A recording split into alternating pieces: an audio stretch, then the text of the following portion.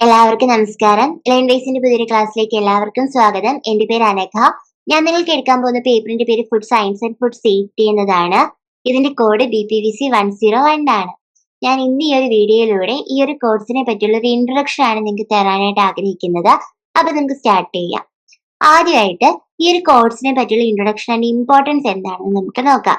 നമുക്കറിയാം ഈ കോഴ്സിന്റെ പേര് തന്നെ എന്താണ്? Food science and food safety എന്നതാണ്. അപ്പൊ എന്താണ് ഫുഡ് സയൻസ്, എന്താണ് ഫുഡ് സേഫ്റ്റി എന്നതാണ് നമ്മൾ ആദ്യം നോക്കുന്നത്. അപ്പൊ എന്താണ് ഫുഡ് സയൻസ് എന്ന് വെച്ചാൽ നമ്മൾ കഴിക്കുന്ന ഫുഡ്, അതിന്റെ പ്രൊഡക്ഷൻ തൊട്ട് ഫൈനൽ കൺസപ്ഷൻ വരെ ഒരുപാട് പ്രോസസ്സിങ്ങുകളിലൂടെയാണ് കടന്നു പോകുന്നത്. അപ്പൊ ഈ പ്രോസസ്സിങ്ങുകളെ പറ്റിയും അതേപോലെ തന്നെ ഫുഡിന്റെ കമ്പോണൻസിനെ പറ്റിയും ഫുഡ് പലതരത്തിലുള്ള എൻവയോൺമെന്റൽ കണ്ടീഷൻസിൽ എങ്ങനെ ബിഹേവ് ചെയ്യുന്നു എന്നതിനെ പറ്റിയുമൊക്കെ നമ്മൾ ശാസ്ത്രീയമായി പഠിക്കുന്ന ഒരു ശാഖയാണ് ഫുഡ് സയൻസ് എന്ന് പറയുന്നത്. അപ്പൊ എന്താണ് ഫുഡ് സയൻസ്? നമ്മുടെ ഫുഡ് കടന്നു പോകുന്ന പലതരത്തിലുള്ള പ്രോസസ്സിങ്ങുകളെ പറ്റിയും അതേപോലെ തന്നെ ഫുഡ് കമ്പോണൻസിനെ പറ്റിയും ഫുഡ് എങ്ങനെ പലതരത്തിലുള്ള എൻവയോൺമെന്റൽ കണ്ടീഷൻസിൽ ബിഹേവ് ചെയ്യുന്നു എന്നതിനെ പറ്റിയും ഒക്കെ പഠിക്കുന്ന ഒരു സയൻസ് ബ്രാഞ്ച് ആണ് എന്തെന്ന് പറയുന്നത്? ഫുഡ് സയൻസ് എന്ന് പറയുന്നത്. എങ്കിൽ എന്താണ് ഫുഡ് സേഫ്റ്റി? നമ്മൾ ഒരുപാട് കേൾക്കുന്ന ഒരു കാര്യമാണ് ഫുഡ് സേഫ്റ്റി അല്ലെങ്കിൽ ഭക്ഷ്യസുരക്ഷ എന്നത്. ഏറ്റവും ഇമ്പോർട്ടന്റ് ആയിട്ടുള്ള ഒരു കാര്യമാണ് ഭക്ഷ്യസുരക്ഷ. കാരണം നമ്മൾ കഴിക്കുന്ന ഫുഡ് സേഫ് അല്ല എന്നുണ്ടെങ്കിൽ നമുക്ക് മരണം വരെ സംഭവിക്കാം. അപ്പൊ ഈ ഒരു ഫുഡ് സേഫ്റ്റി എന്ന് പറയുന്ന സെക്ഷനിൽ നിങ്ങൾ എന്താണ് പഠിക്കുന്നതെന്ന് വെച്ചാല് ഫുഡ് എങ്ങനെ നമുക്ക് സേഫ് ആയിട്ട് വെക്കാം, ഫുഡ് എങ്ങനെ നമുക്ക് അതിന്റെ ആ ഒരു ജേർണി, അതായത് ഫ്രം ഫാം ടു പ്ലേറ്റില് എങ്ങനെ ആ ത്രൂ ഔട്ട് ദ ജേർണിയിൽ ഫുഡ് നമുക്ക് സേഫ് ആയിട്ട് സൂക്ഷിക്കാം, എങ്ങനെ ഫുഡിൽ നിന്ന് കണ്ടാമിനൻസിനെ നമുക്ക് അവോയ്ഡ് ചെയ്യാം, എങ്ങനെ ഫുഡ് ബോൺ ഇൽനെസ് കുറയ്ക്കാം എന്നതിനെയൊക്കെ പറ്റിയാണ് നമ്മൾ ഫുഡ് സേഫ്റ്റിയിൽ പഠിക്കാൻ പോകുന്നത്. സോ ഈ ഒരു ഫുഡ് സേഫ്റ്റി എൻഷുർ ചെയ്യാനായിട്ട് നമുക്ക് ഒരുപാട് പ്രാക്ടീസസ് ഒക്കെ ഉണ്ട്.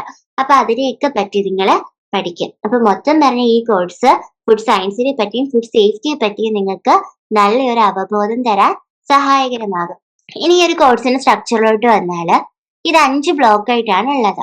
ഈ ഒരു 5 ബ്ലോക്കിലും കൂടി ഡിസ്ട്രിബ്യൂട്ട് ചെയ്തിട്ട് 14 യൂണിറ്റുകളാണ് ഉള്ളത്.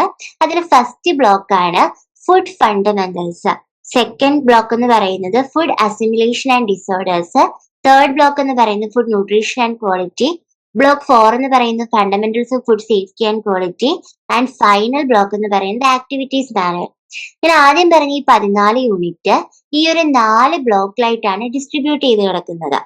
ഈ ഫസ്റ്റ് 4 ബ്ലോക്കിലായിട്ടാണ് ഡിസ്ട്രിബ്യൂട്ട് ചെയ്ത് കിടക്കുന്നത്. ആൻഡ് ഈ ഒരു ഫൈനൽ ബ്ലോക്ക് ആക്ടിവിറ്റീസ് മാനുവൽ എന്ന് പറയുന്നത് നിങ്ങൾ ഈ ഒരു 4 ബ്ലോക്കില് എന്തൊക്കെ പഠിച്ചോ അതെല്ലാം എങ്ങനെ റിയൽ ലൈഫ് സിറ്റുവേഷൻസിൽ പ്രാവർത്തികമാക്കുക എന്നുള്ളതാണ് 5th ബ്ലോക്കിൽ ഉള്ളത്.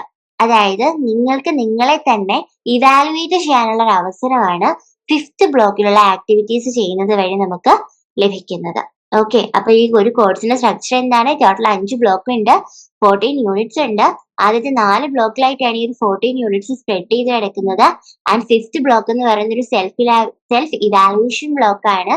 നിങ്ങൾക്ക് അവിടെ പലതരത്തിലുള്ള ആക്ടിവിറ്റീസ് തരും. അപ്പൊ നിങ്ങൾ ഈ പഠിച്ചത് വെച്ചിട്ട് നിങ്ങൾ ആക്ടിവിറ്റീസ് ചെയ്യുന്നതിലൂടെ നിങ്ങൾക്ക് എത്രത്തോളം ഈ ഒരു കോഴ്സ് നിങ്ങൾക്ക് മനസ്സിലായി എന്നുള്ളത് മനസ്സിലാക്കാനായിട്ട് സാധിക്കും. ഓക്കെ, അപ്പൊ നമ്മൾ ബ്ലോക്ക് 1ലോട്ട് വന്നാല് ആ ബ്ലോക്കിന്റെ പേര് ഫുഡ് ഫണ്ടമെന്റൽസ് ആണ്. സോ ഇവിടെ നമ്മൾ ഫുഡിനെ പറ്റിയുള്ള ബേസിക് ആയിട്ടുള്ള കാര്യങ്ങളാണ് പഠിക്കുന്നത്. ഫുഡ് എന്താണ്, ഫുഡിന് നമ്മുടെ ഹെൽത്തിലുള്ള റോൾ എന്താണ്, ഫുഡ് കമ്പോണൻസിന്റെ നേച്ചർ എന്താണ് എന്നൊക്കെയാണ് നമ്മൾ പഠിക്കുന്നത്. ഇവിടെ ടോട്ടൽ ഒരു 4 യൂണിറ്റ് ആണ് ഉള്ളത്. അതിൽ ഫസ്റ്റ് യൂണിറ്റ് എന്ന് പറയുന്നത് ഫുഡ് ആൻഡ് ഹ്യൂമൻ ഹെൽത്ത് ആണ്.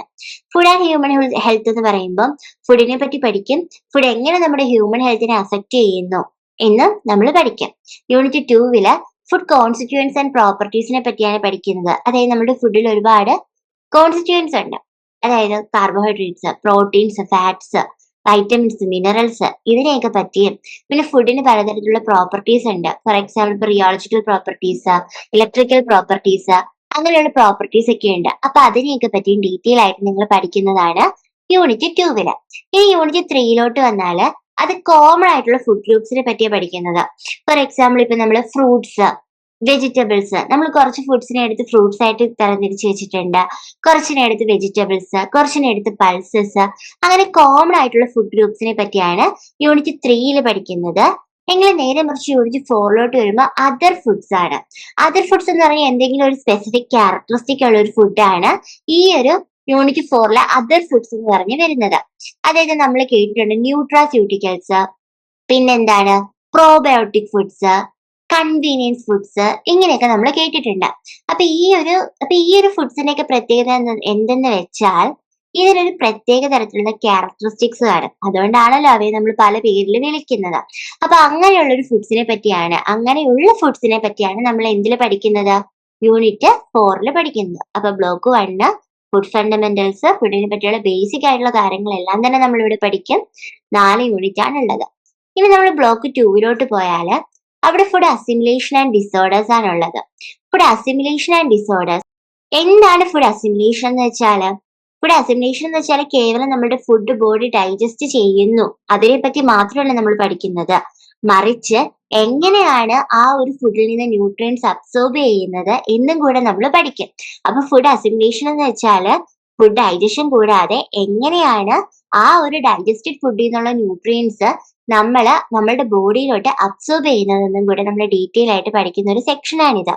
പിന്നെ ഡിസോർഡേഴ്സിലോട്ട് വന്നാൽ ന്യൂട്രിയൻ റിലേറ്റഡ് ഡിസോർഡേഴ്സ് ആണ് നമ്മൾ പഠിക്കുന്നത്. അതായത് ഈ ഒരു ന്യൂട്രിയൻ ഡെഫിഷ്യൻസി മൂലം നമുക്ക് ഒരുപാട് ഡിസോർഡേഴ്സ് ഉണ്ടാവും. അപ്പൊ അതിനെയൊക്കെ പറ്റി നമ്മൾ പഠിക്കും. ഇവിടെയും ബ്ലോക്ക് 1 പോലെ തന്നെ 4 ചാപ്റ്റേഴ്സ് ആണുള്ളത്. അതില് 5th യൂണിറ്റ് എന്ന് പറയുന്നത് ഫുഡ് ഡൈജഷൻ ആൻഡ് അസിമിലേഷൻ ആണ്. ഞാൻ പറഞ്ഞതുപോലെ തന്നെ ഫുഡിന്റെ ഡൈജഷനെ പറ്റി അസിമിലേഷനെ പറ്റിയാണ് പഠിക്കുന്നത്. ഇനി യൂണിറ്റ് 6 എന്ന് പറയുന്ന anti nutritional factors, toxins and contaminants ആണ്. എന്താണ് ആന്റി ന്യൂട്രീഷണൽ ഫാക്ടേഴ്സ് എന്ന് വെച്ചാൽ ഒരു ചെറിയ ഇൻട്രൊഡക്ഷൻ തരുവാണെങ്കിൽ, നമ്മളുടെ ഫുഡിൽ തന്നെ നാച്ചുറലി പ്രസന്റ് ആയിട്ടുള്ള ചില സബ്സ്റ്റൻസസ് ഉണ്ട്. ഇത് നമ്മുടെ ബോഡിയിലോട്ട് ചില പ്രത്യേക തരത്തിലുള്ള ന്യൂട്രിയൻസിനെ എന്ത് ചെയ്യും? അബ്സോർബ് ചെയ്യുന്നത് തടയും. അപ്പൊ അതാണ് ആന്റി ന്യൂട്രീഷണൽ ഫാക്ടേഴ്സ് എന്ന് പറയുന്നത്. പിന്നെ പലതരത്തിലുള്ള ടോക്സിൻസ് ആൻഡ് കണ്ടാമിനൻസ് ഉണ്ട്. അതിനെയൊക്കെ പറ്റി നമ്മൾ യൂണിറ്റ് 6 പഠിക്കും. യൂണിറ്റ് 7 and 8 ആണ് നമ്മൾ ഡിസോർഡേഴ്സ് പഠിക്കുന്നത്. അപ്പൊ unit 7 and 8 protein and energy ഡിസോർഡേഴ്സും അതുപോലെ തന്നെ മിനറൽസ്, വൈറ്റമിൻ ആൻഡ് മെറ്റബോളിക് ഡിസോർഡേഴ്സിനെ പറ്റിയായിരിക്കും നമ്മൾ പഠിക്കുന്നത്. അപ്പൊ ബ്ലോക്ക് 1 ഫുഡ് ഫണ്ടമെന്റൽസ് ആയിരുന്നു. ബ്ലോക്ക് 2 എന്താണ്? ഫുഡ് അസിമിലേഷൻ ആൻഡ് ഡിസോർഡേഴ്സ് ആണ്. ഇനി ബ്ലോക്ക് 3 വന്നാല് അവിടെ ഫുഡ് ന്യൂട്രീഷൻ ആൻഡ് ക്വാളിറ്റിയെ പറ്റിയാണ് പഠിക്കുന്നത്. അവിടെ മെയിൻ ആയിട്ട് nutritional value and quality aspects of ഫുഡിനെയാണ് നമ്മൾ പ്രാധാന്യം കൊടുക്കുന്നത്. അവിടെ 2 യൂണിറ്റേ ഉള്ളൂ. യൂണിറ്റ് 9 എന്ന് പറയുന്നത് ഫുഡ് ആട്രിബ്യൂട്ട്സും യൂണിറ്റ് 10 എന്ന് പറയുന്നത് changes in food during handling and processing ആയിരിക്കും. അപ്പൊ മെയിൻ ആയിട്ട് ഈ ഒരു നേരത്തെ പറഞ്ഞ ബ്ലോക്ക് 3 എന്ന് പറയുന്നത് നമ്മുടെ ഫുഡിന്റെ ക്വാളിറ്റിയെയും അതുപോലെ തന്നെ ന്യൂട്രീഷണൽ വാല്യൂവിനെയും ഫോക്കസ് ചെയ്യുമ്പോൾ, ബ്ലോക്ക് 4 എന്തിനെ ഫോക്കസ് ചെയ്യുന്നു? ഫുഡ് ഹസാർഡ്സ്, സ്പോയിലേജ്, അതേപോലെ തന്നെ റോൾ ഓഫ് സേഫ്റ്റി ഓർഗനൈസേഷൻസ്, ഇതിനെയൊക്കെയാണ് ഫോക്കസ് ചെയ്യുന്നത്. ബ്ലോക്ക് 4ന്റെ പേര് fundamentals of food safety and quality ആണ്. നമ്മൾ ഫുഡ് സേഫ്റ്റിയിലോട്ട് വന്നു. അപ്പം ഈ ഒരു ബ്ലോക്കില് 4 യൂണിറ്റ് ആണുള്ളത്. അതിൽ യൂണിറ്റ് 11 എന്ന് പറയുന്നത് നമ്മൾ ഫുഡ് സേഫ്റ്റി ആൻഡ് ക്വാളിറ്റിയെ പറ്റിയുള്ള ഒരു ഇൻട്രൊഡക്ഷൻ ആണ് നമുക്ക് കിട്ടുന്നത്. യൂണിറ്റ് 12 13 ഫുഡ് ഹസാർഡ്സും ഫുഡ് സ്പോയിലേജിനെ പറ്റിയാണ് നമുക്ക് പഠിപ്പിക്കുന്നത്. അപ്പൊ ഫുഡ് ഹസാർഡ്സ് എന്താണ്, ഫുഡ് സ്പോയിലേജ് എന്താണ് എന്നെല്ലാം നമ്മൾ ഡീറ്റെയിൽ ആയിട്ട് ഈ ഒരു 2 യൂണിറ്റിൽ പഠിക്കും. യൂണിറ്റ് 14 എന്ന് പറയുന്നത് ഈ ഒരു food safety and quality implement ചെയ്യുന്നതിൽ പല നാഷണൽ ആൻഡ് ഇന്റർനാഷണൽ ഓർഗനൈസേഷൻസിന് റോൾ ഉണ്ട്. അപ്പൊ അവയുടെ ഒരു റോളിനെ പറ്റിയാണ് നമ്മൾ യൂണിറ്റ് 14 പഠിക്കുന്നത്. മനസ്സിലായോ? അപ്പൊ ബ്ലോക്ക് 4 നമ്മളുടെ 4 യൂണിറ്റ് ആണുള്ളത്. ഫുഡ് സേഫ്റ്റി ആൻഡ് ക്വാളിറ്റി ആണ് ഈ ബ്ലോക്ക് 4 ഫോക്കസ് ചെയ്യുന്നത്. അപ്പൊ ഈ ഒരു 4 യൂണിറ്റിൽ നിന്ന് നിങ്ങൾക്ക് food hazards, food spoilage, food safety, വിവിധ തരത്തിലുള്ള സേഫ്റ്റി ഓർഗനൈസേഷൻസിന്റെ റോള്, ഇതിനെയൊക്കെ പറ്റിയാണ് നിങ്ങൾ ബ്ലോക്ക് 4 പഠിക്കുന്നത്. ആൻഡ് ഫൈനൽ ബ്ലോക്ക് എന്ന് പറയുന്നത് ബ്ലോക്ക് 5 ആക്ടിവിറ്റീസ് മാനുവൽ ആണ്. ഞാൻ ആദ്യം തന്നെ പറഞ്ഞതുപോലെ ഈ ഒരു 4 യൂണിറ്റിലും കൂടെ നിങ്ങൾ പഠിച്ചതെല്ലാം നിങ്ങൾ പ്രാവർത്തികമാക്കുന്ന ആക്ടിവിറ്റീസ് ആണ് ഈ ഒരു block 5 hands on activities for real world learning and self evaluation. അതാണ് സെൽഫ് ഇവാലുവേഷൻ. നിങ്ങൾ ഈ ഒരു കോഴ്സ് പഠിച്ചതിൽ നിന്ന് നിങ്ങൾക്ക് എന്തെങ്കിലും ഗുണം ഉണ്ടായോ എന്നും കൂടി നിങ്ങൾക്ക് അറിയുന്ന ഒരു ബ്ലോക്കാണ് ഈ ഒരു ബ്ലോക്ക് 5 എന്ന് പറയുന്നത്. ഇവിടെ നിങ്ങൾ പലതരത്തിലുള്ള ആക്ടിവിറ്റീസ് ചെയ്യും. ലൈക്ക് ഫുഡ് പിരമിഡ്സ് പ്രിപ്പയർ ചെയ്യും, അതുപോലെ തന്നെ ഫങ്ഷണൽ ഫുഡ്സിനെ ഐഡന്റിഫൈ ചെയ്യും, ഫുഡ് ലേബിൾസ് അനലൈസ് ചെയ്യും, പിന്നെ എന്താണ് ഡൈജഷൻ ആൻഡ് ഡിസോർഡേഴ്സിനെ പറ്റി പഠിക്കും, BMI ബോഡി മാസ് ഇൻഡെക്സ് ഇതൊക്കെ കാൽക്കുലേറ്റ് ചെയ്യും, പിന്നെ traditional as well as organic ഫുഡ്സും പഠിക്കും. അപ്പൊ അങ്ങനെ ടോട്ടല് 5 ബ്ലോക്കും 14 യൂണിറ്റും നമ്മൾ ഈ ഒരു കോഴ്സിലൂടെ കവർ ചെയ്യും. ഫൈനലി ഇത്രയും നമ്മൾ പഠിച്ചു. അപ്പം ഈ ഒരു കോഴ്സിന്റെ ഒരു ഒബ്ജക്റ്റീവ്സ് എന്താണെന്ന് നോക്കണ്ടേ? അപ്പം by the end of this course, ഈ ഒരു കോഴ്സ് അവസാനിക്കുമ്പം നിങ്ങൾക്ക് എന്തൊക്കെ മനസ്സിലാക്കാം? Understand why different nutrients and food groups are important for good health. എങ്ങനെയാണ് നമ്മുടെ ആരോഗ്യത്തെ പലതരത്തിലുള്ള ന്യൂട്രിയൻസും ഫുഡ് ഗ്രൂപ്പ്സും ബാധിക്കുന്നത്, അല്ലെങ്കിൽ എത്രത്തോളം ഇമ്പോർട്ടൻസ് അവയ്ക്കുണ്ട് എന്നൊക്കെ നമുക്ക് മനസ്സിലാക്കാം.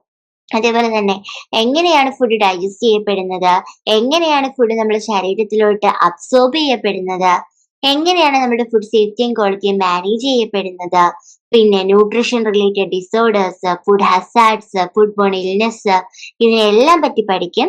പിന്നെ എന്താണ് ഫുഡിനുണ്ടാകുന്ന ചേഞ്ചസ്, അതായത് അത് ഞാൻ ഓൾറെഡി പറഞ്ഞു, പ്രൊഡക്ഷൻ തൊട്ട് ഫൈനൽ കൺസപ്ഷൻ വരെയുള്ള പ്രോസസ്സിങ്ങളെല്ലാം പഠിക്കുന്നതിലൂടെ ഈ ഇത്രയും പ്രോസസ്സുകളിലൂടെ കടന്നു വരുമ്പോൾ എന്തൊക്കെ ചേഞ്ചസ് ഫുഡിന് ഉണ്ടാവുന്നതെന്നും പഠിക്കും.